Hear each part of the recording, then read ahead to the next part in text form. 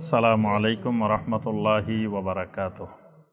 আলহামদুলিল্লাহি ওয়াহদা ওয়াসসালাতু ওয়াসসালামু আলা মান লা নাবিয়্যা বা'দা ওয়া আলা আলিহি ওয়া সাহবিহি ওয়া মাওয়ালা। সম্মানিত ভাই ও বোনেরা, আমরা যে কিতাবটি থেকে বর্তমানে নিয়মিত প্রতি মাসে দার্স দিয়ে থাকি, কিতাবটির নাম হলো দুরুসুল আম। এই কিতাবটির মধ্যে গত শতাব্দীর যারা জগৎ বিখ্যাত শীর্ষ পর্যায়ের আলেম ছিলেন, ওই সমস্ত ওলামায়ে কেরামদের দার্সগুলোকে একত্রিত করা হয়েছে।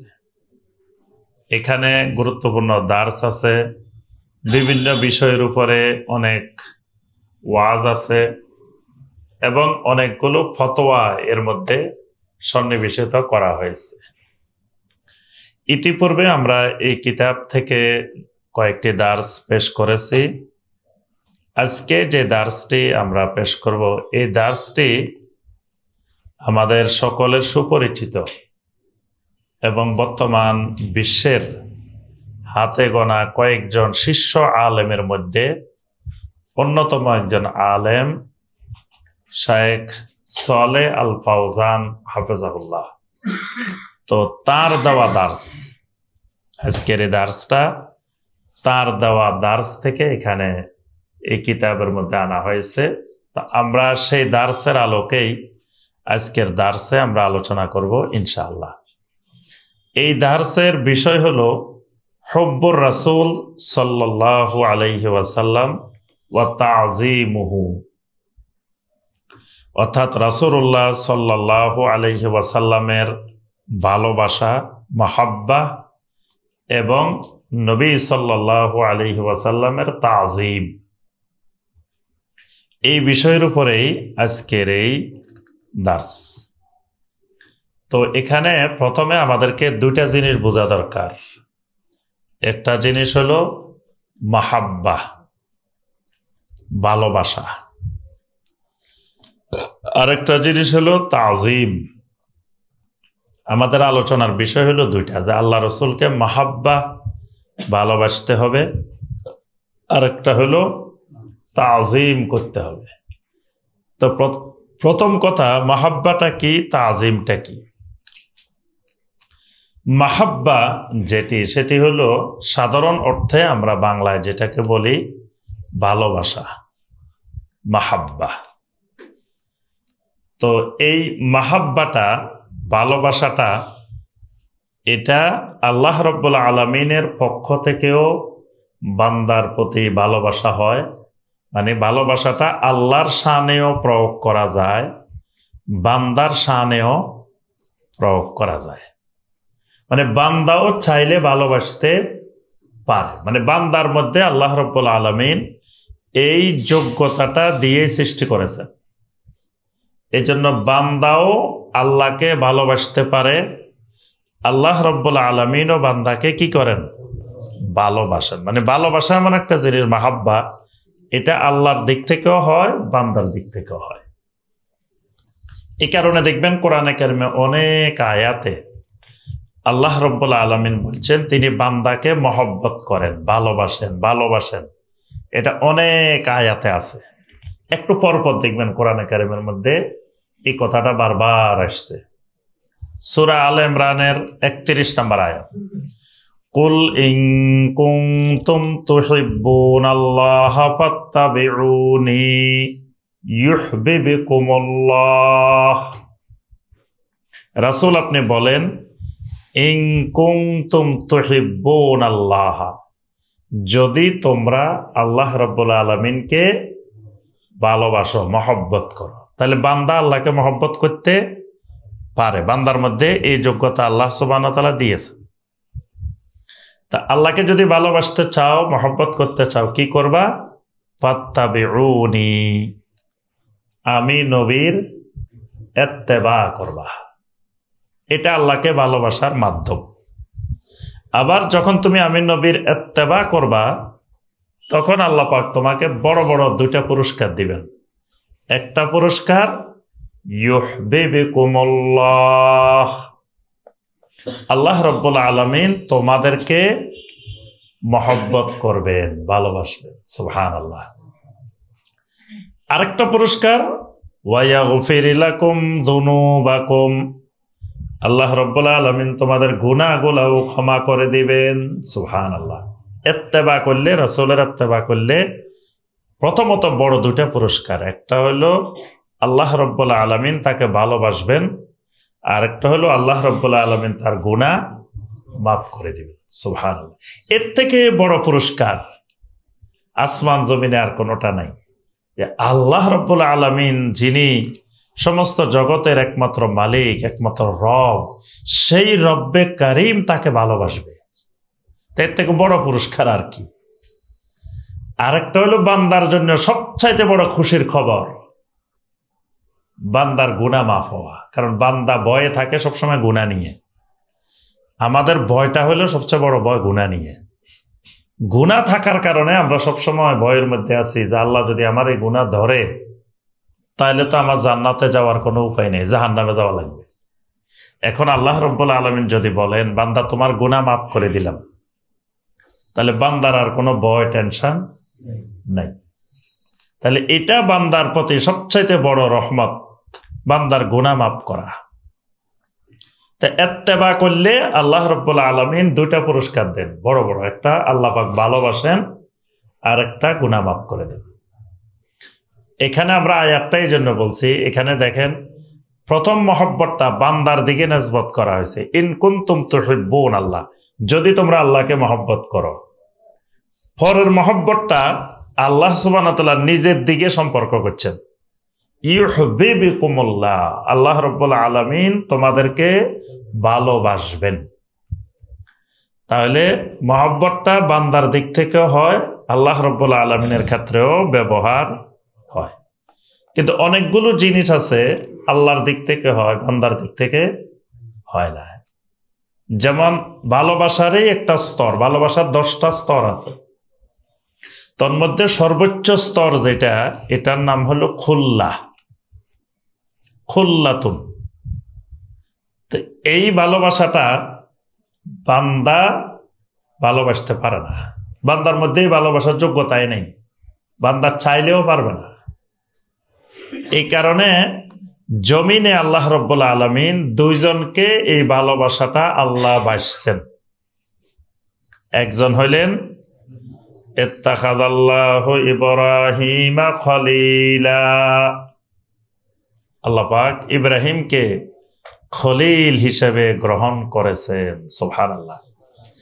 আল্লাহ ইব্রাহিমকে কি করছেন? খলিল বানাতেন। কিন্তু ইব্রাহিম আল্লাহকে খলিল বানাতে পারেন নাই। এটা আমরা এর আগের হালাকায় আলোচনা করছি যে ইব্রাহিম হলেন খলিলুল্লাহ, আল্লাহর খলিল, কিন্তু আল্লাহ ইব্রাহিমের খলিল না।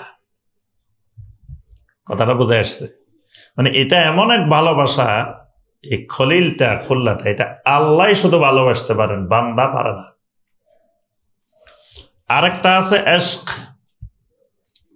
এশক, এশক নাম শুনছেন? বাংলাদেশের সবাই তো আশেকে, মানে সবাই এশকে করে। এশকে, এশক, এশক মানে কি? এশকের বাংলা কি? প্রেম। এশকের বাংলা হলো প্রেম, আর মহব্বতের বাংলা ভালোবাসা। তো ভালোবাসা আর প্রেম দুইটা কি এক জিনিস না দুই জিনিস? দুই জিনিস। দুইটার মধ্যে পার্থক্য আছে, অনেকগুলা পার্থক্য আছে। আমরা আমাদের আব্বাকে ভালোবাসি, আম্মাকে ভালোবাসি, ভাইকে ভালোবাসি, বোনকে ভালোবাসি, স্ত্রীকে ভালোবাসি, ছেলে মেয়েকে ভালোবাসি, আসে না? এটা আপনি যে কাউকে নির্দ্বিধায় বলতে পারবেন যে আম্মা আমি আপনাকে ভালোবাসি। বোনকে বলতে পারেন তোমাকে আমি ভালোবাসি, বলা যাবে না? আচ্ছা, এখন কি মাকে বলা যাবে আম্মা আপনার সাথে আমি প্রেম করি? কি বলা যাবে? বোনকে বলা যাবে? তাহলে বোঝা যায় দুটার মধ্যে পার্থক্য আছে, দুটা এক জিনিস না।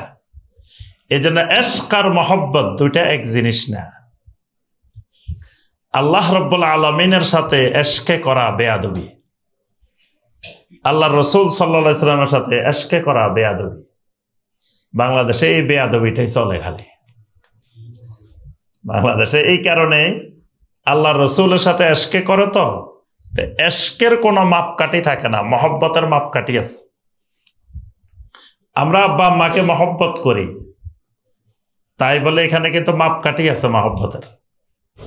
আব্বা আম্মার শরীরের সব জায়গায় স্পর্শ করা যাবে না। যদি কে আমার মা আমার বাপ অসুবিধা কি, আমি মহব্বত করি, মহব্বত করলেও আপনি মাও ছেলের সামনে পর্দা করতে হয়, করা লাগে না? ছেলেও যখন বড় হয় তখন মায়ের সামনে পর্দা, মানে পর্দা বলতে ওইরকম পর্দা না, কিন্তু সতর কিছু কিছু জিনিস সন্তানের সামনেও ডেকে রাখতে হয়। তাহলে এই মহব্বতের একটা মাপকাঠি আছে। 3টা সময় আল্লাহ পাক আয়াত নাজিল করে বলে দিয়েছেন যে আব্বা আম্মার রুমে ঢোকা যাবে না, ঢুকতে হলে অনুমতি নিয়ে ঢুকতে হবে। কোরআনের আয়াত নাজিল করে বলে দিয়েছেন। যদি কয় না আমি আমার আব্বা আম্মারে ভালোবাসি, কিসের অনুমতি?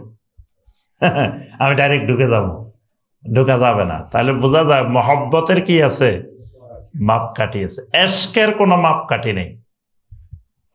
আর এজন্য স্ত্রীর সাথে আমরা এশকে করি, এশক প্রেম করি, এটা ইবাদত, এটা করা সাদাকা।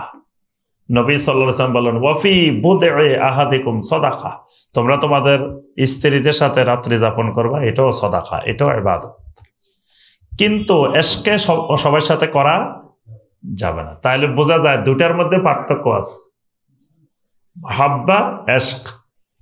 এজন্য দেখবেন যারা আল্লাহর সাথে এশকে করে এরা আল্লাহর জিকিরের সময় মাতলামি শুরু করে, কারণ এরা এশকে করতেছে, এদের কোনো মাপকাঠি লাগে না, যেভাবে মনে চায়। একবারে নতুন অত্যাধুনিক গত সপ্তাহে দেখলাম বাইরেছে একজন একেবারে এমন নাচ সুন্দর করে করে ড্যান্স দিচ্ছে জিকিরের মধ্যে, আবার এখানে একজন বয়ান করতেছে, চতুর্দিকে ঘুরে ঘুরে একজন নাচতেছে দেখলাম। এটা একবারে লেটেস্ট নাচ, রং বেরঙের। মাওলার জিকিরে মাওলাকে খুঁজতেছে, মাওলার সাথে এশকে করতেছে। আবার এশকে করতে করতে কয় মাওলা তো এখানে বইয়া রয়েছে, স্টেজে বইয়া রয়েছে, যাই মাওলারে এখানে খুঁজতেছে। কারণ এটাতে কোনো মাপকাঠি লাগতেছে না, হে এশকে করতেছে। মহব্বত করলে কিন্তু তার মাপকাঠি ছিল। প্রথমত আল্লাহকে মহব্বত করলে আল্লাহর জিকির ইচ্ছা মতো করা যাবে না।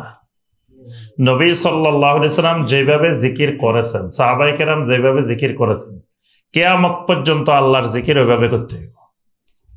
তো সাহাবায়ে কেরামেরা কোনোদিন ইল্লাল্লাহ ইল্লাল্লাহ জিকির করেন নাই, আল্লাহ আল্লাহ জিকির করেন নাই, হু হু জিকির।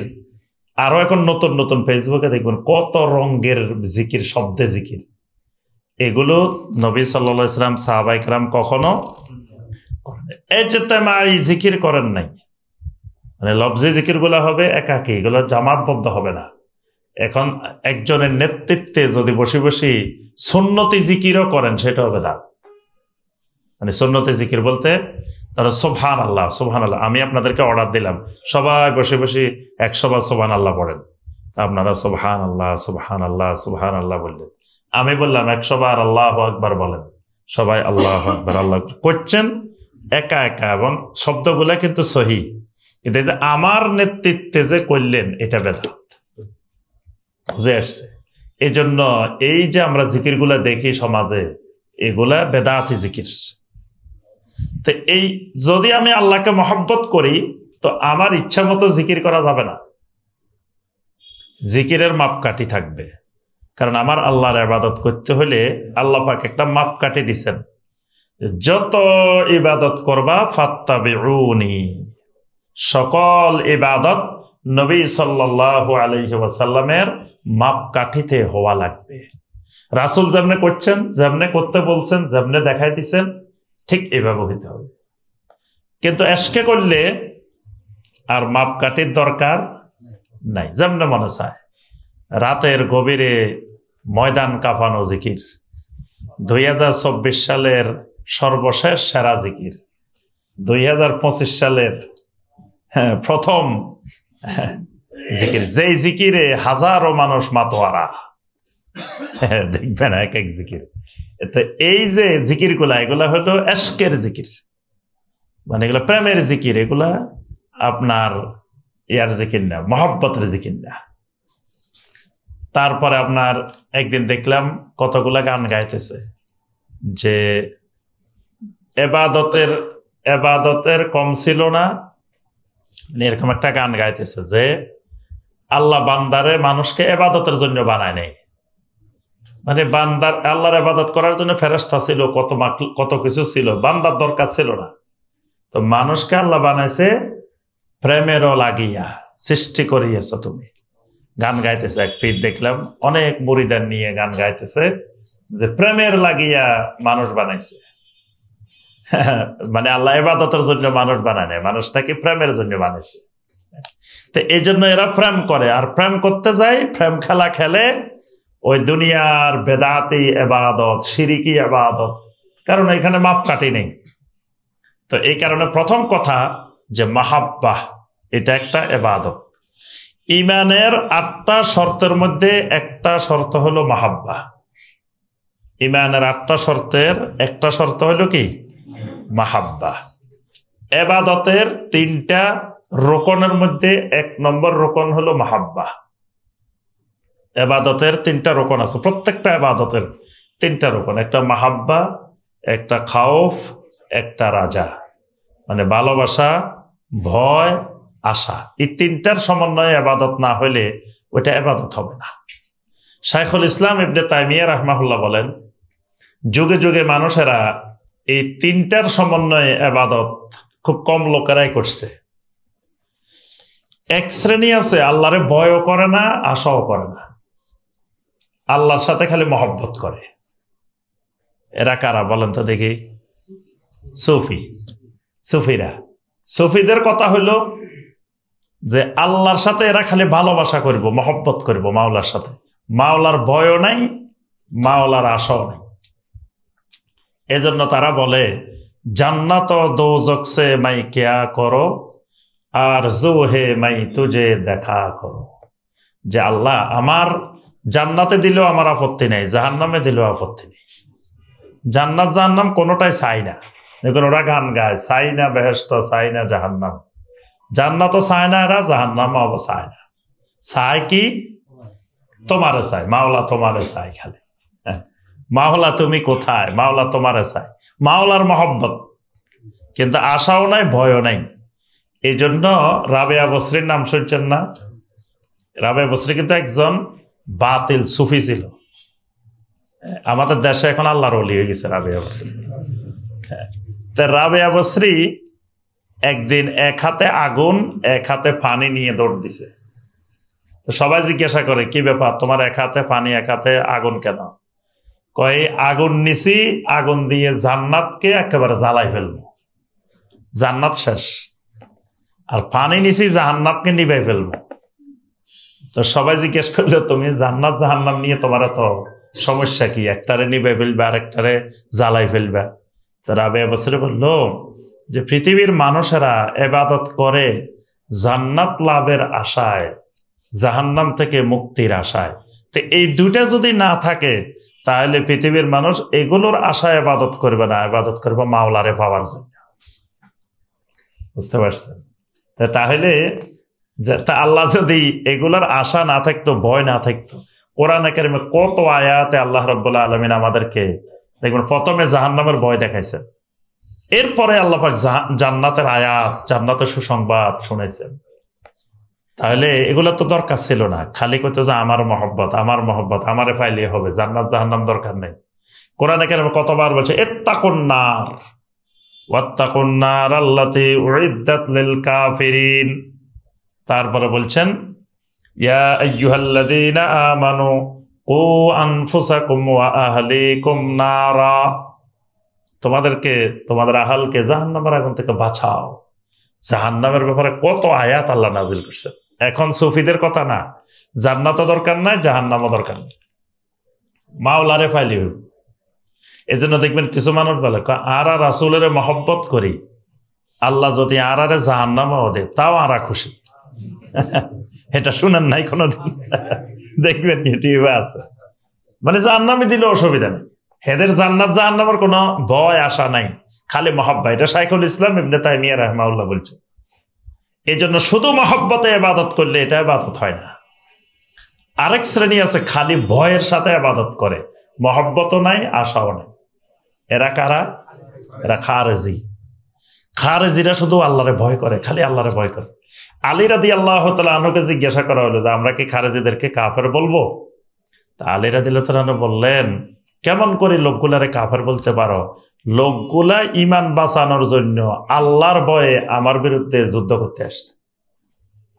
মানে তারা যুদ্ধটা করতে আসছে ঈমান বাঁচানোর জন্য, আল্লাহর ভয়ে, জান্নাত পাওয়ার আশা নিয়ে একেবারে তারা আমার বিরুদ্ধে যুদ্ধ করতে আসছে। তো ওই মানুষগুলোকে তোমরা কেমনে কাফের বলতে পারো?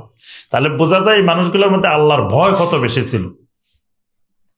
তাহলে এরা ভয় করে, কিন্তু শুধু ভয় তো ইবাদত না, ভয়ের সাথে মহব্বতও থাকতে হবে, আশাও থাকতে হবে। আরেকটা শ্রেণী আছে খালি আশা করে, ভয়ও নাই মহব্বতও নাই। এরা কারা? মুরজিয়া। যেমন বাংলাদেশের মানুষ সব মুরজিয়া, বেনামাজি, কিন্তু কয় আমার ইমান ঠিক আছে। মানে এরা আশা করে বসে রয়েছে, নামাজ না পড়তে গেছে, জান্নাত পাইতে কোনো অসুবিধা এদের নাই। এরা হলো সব মুরজিয়া, মানে আশাবাদী, শুধু আশা, মহব্বতও নাই ভয়ও নাই। আমি যে সালাত কায়েম করলাম না, ইবলিস একটা সাজদার নির্দেশ অমান্য করার কারণে ইবলিসের কি পরিণতিটা হয়েছে, আমি যে ডেলি আল্লাহ পাকের 34টা সাজদার নির্দেশ লঙ্ঘন করতেছি, ইবলিস একটা মাত্র করছে নির্দেশ লঙ্ঘন, আর আমি ডেলি 34টা সাজদা আমার উপরে ফরজ। 17 রাকাত নামাজে 34টা সাজদা ফরজ। একদিনে যদি 34টা লঙ্ঘন করে, আবার মাসে কয়টা, বছরে কয়টা? এইভাবে নির্দেশ লঙ্ঘন করতেছে, কিন্তু তার অন্তরে একটু আল্লাহর ভয় নেই, সে আশা করে বসে দিচ্ছে। আল্লাহ রাসূল সাল্লাল্লাহু আলাইহি সাল্লাম বলেন, এই মানুষগুলা হলো সবচাইতে বোকা মানুষ। ওয়াল আজিজু মান আতবা নাফসাহু হাওয়াহা ওয়া তামান্না আলাল্লাহ। যে মানুষগুলো হাওয়ার ইচ্ছা অনুযায়ী, মনের ইচ্ছা অনুযায়ী চলে, মনকে মাবুদ বানায় নিছে, কিন্তু ওয়া তামান্না আলাল্লাহ, আল্লাহর কাছে আবার আশা করিও বসে থাকে। এরা হলো আল আজিজ, সবচাইতে নির্বোধ, সবচাইতে বোকা মানুষ। তাহলে আমরা বুঝলাম ইবাদতের 3 রকমের এক রকম মাহাব্বা। মাহাব্বা হলো ঈমানের শর্ত। এই কারণে একজন মুমিন সবার আগে মহব্বত করতে হবে কাকে? আল্লাহ রাব্বুল আলামিনকে। আল্লাহর মহব্বতটা হবে মহব্বতে খালেসা। আল্লাহর মহব্বতটা হবে কি? মহব্বতে। এজন্য দেখবেন এই কথাটা কোরআনে অনেক জায়গায় এই শব্দটা পাইবেন, মুখলিসিন লাহুদ্দিন, এই শব্দটা পাইবেন, মুখলিসিন লাহুদ্দিন, আলা লিল্লাহি দ্বীনুল খালিস। এই ইবাদতটা মানে এই মহব্বতটা হবে মহব্বতে খালেসা। মানে এই মহব্বতটা এমন ভাবে আল্লাহকে মহব্বতটা করতে হবে যে মহব্বত আর কাউকে করার সুযোগ, যদি করেন আল্লাহর মতো মহব্বত যদি আর কাউকে করেন শিরক। আল্লাহর মতো মহব্বত যদি কাউকে করি এটা কি হয়ে যাবে? শিরক হয়ে যাবে। সূরা আল বাকারার 165 নম্বর আয়াত, وَمِنَ النَّاسِ مَن يَتَّخِذُ مِن دُونِ اللَّهِ أَندَادًا يُحِبُّونَهُمْ كَحُبِّ اللَّهِ। আল্লাহ পাক বলছেন কিছু মানুষ আছে যারা কিছু বাতিল মাবুদকে আল্লাহর সমকক্ষ নির্ধারণ করে, ইউহিব্বুনাহুম কাহুব্বিল্লাহ, এরা তাদেরকে এমন ভালোবাসে আল্লাহকে ভালোবাসার নেয়া। এটা আল্লাহ পাক মুশরিকদের কথা বলছেন। তাহলে আল্লাহর ভালোবাসা ইমানদার আর কাউকে দিতে পারে না। কিন্তু জমিনে দেখবেন অনেক মানুষ আছে আল্লাহকে গালি দিলে তারা তো ব্যথা লাগে না, কিন্তু তার মুর্শিদের গালি দিলে প্রচন্ড ব্যথা লাগে। তার অর্থ হলো আল্লাহর চাইতে তার মুর্শিদের মহব্বত বেশি হয়ে গেছে। এজন্য গান গায়, মুর্শিদের কত ভালোবাসি। দেখবেন এই গান আছে, এই গান গায়ে গিয়ে জিকির করে, মুর্শিদের কত ভালোবাসি। তো মুর্শিদের এত ভালোবাসা, ওইটা তো আল্লাহর জিকিরের মধ্যে মুর্শিদের ভালোবাসা আসবে কেন? আল্লাহর ভালোবাসা জিকিরের মধ্যে, এটা জিকির আল্লাহ, তো তোমার মুর্শিদের জিকির না। মুর্শিদের জিকির হলো তো শিরিক। আর এরকম জিকিরের মধ্যে মুর্শিদের গান আসা, তার অর্থ হলো আল্লাহর ভালোবাসার মতোই তুমি মুর্শিদকে কি করো, ভালোবাসা, এটা শিরক। আচ্ছা, আল্লাহ রাব্বুল আলামিনের ভালোবাসার মহব্বতের পরে কাকে ভালোবাসতে হবে? আল্লাহ রাসূল সাল্লাল্লাহু আলাইহি ওয়াসাল্লামকে। আল্লাহ রাব্বুল আলামিন নবী সাল্লাল্লাহু আলাইহি ওয়াসাল্লামের মহব্বত, ভালোবাসা, এটাকে ঈমানদারের উপরে ফরজ করে দিয়েছে। কোরআনে কারিমে অনেক আয়াত আছে। আল্লাহ পাক বলছেন, লিতুমিনু বিল্লাহি ওয়া রাসূলিহি ওয়া তুআজ্জিরুহু ওয়া তুওয়াক্কিরুহু ওয়া তুসাব্বিহুহু বুকরাতাও ওয়া আসীলা। কোরআনে কারিমে তিনটা জিনিস দেখবেন আল্লাহর সাথে রাসূল একসাথে আসছে। যেখানে আল্লাহর কথা বলছেন সেখানে রাসূলকে আল্লাহ একসাথে নিয়ে আসছে। তিনটা ক্ষেত্রে, ঈমানের ক্ষেত্রে দেখবেন আল্লাহ যেখানে ঈমান, আল্লাহর প্রতি ঈমান আনতে বলছেন, সাথে বলছেন কি, আমিনু বিল্লাহি ওয়া রাসূলিহি লিতুমিনু বিল্লাহি ওয়া রাসূলিহি। ঈমান আনার ক্ষেত্রে আল্লাহ এবং রাসূল, আল্লাহ এবং রাসূল দেখবেন যে দুইটা একসাথে আসছে। আরেকটা হলো ইতাআত, আনুগত্য।